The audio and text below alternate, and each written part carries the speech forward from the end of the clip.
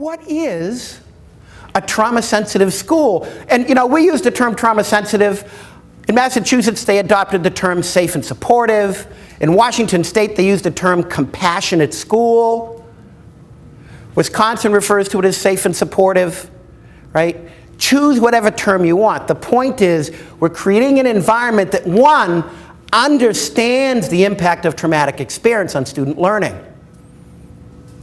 When I talk to educators that don't have this information, and they understand the prevalence, and they understand the impact on behavior, you just watch them, the eyes grow, and they start cycling kids in their head. They say, oh that, oh that, oh that, oh that. So relationship? So connection? Yes, right?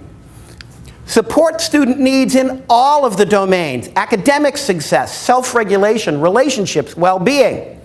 One of the examples I use here is, a lot of people say, well, he's having a hard time with the work, so I'm not going to give him the same hard work.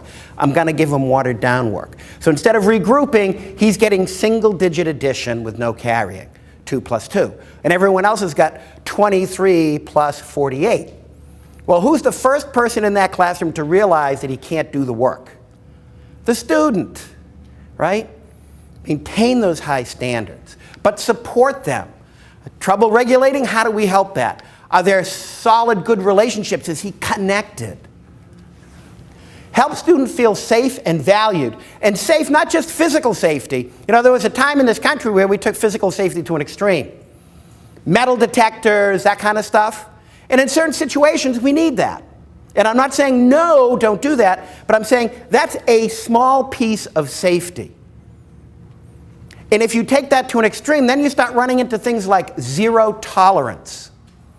Zero tolerance, research shows very clearly, alienates students. It does not connect them to school, it disconnects them from school. And when schools have used it, they see an increase in maladaptive inappropriate behavior, an increase in discipline, an increase in suspensions. Connect students to the school community, one of the most important. How do we connect every kid? I worked in this elementary school, and they identified 15 students in that school who they didn't think were connected. And then they identified a half a dozen teachers who those students had had at some point in being in that school who liked that kid. Now, they did not assign the teacher to the student and say, so spend time with this kid. What they said was, let's make sure we say hi. Let's make sure we recognize this child in school. Provide that child with a welcoming environment. Just, hi, how you doing? Hey, how's the hockey coming? How'd that soccer game go? Just in the hallway, just saying hello, just that few extra seconds made a dramatic improvement in those students' abilities to regulate in that school. Encourages teamwork and coordination. And teamwork and coordination within the school, again, more than teachers, support staff, administration, paras. There's one school we were in, there was a communication issue, and what they found is a communication issue about what's happening at home, and much to their surprise, they found the best source of information about what was going on at kids at home during the night before was the checkout woman in the breakfast line. Because the kids come through and they go, so how you doing? Oh, last night was awful. The police were in my house. And, she would get, dad came by to visit. He and mom got into a fight, right? Just all kinds of communication. And not that we want to violate kids' confidentiality, but that school decided that they would let people know something's going on with this kid. Maybe not the details, but something's up. TLC time. Be alert. And that's within school. What about outside of school? Parents, outside agencies, police departments, social service agencies, YMCAs, after-school programs. Being flexible and innovative.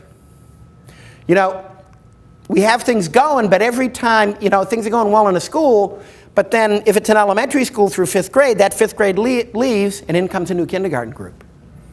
And every time I'm in schools, I don't know, all the schools I've always been in, every once in a while you get this cohort of kids at a certain grade level that just are either particularly good or particularly challenging.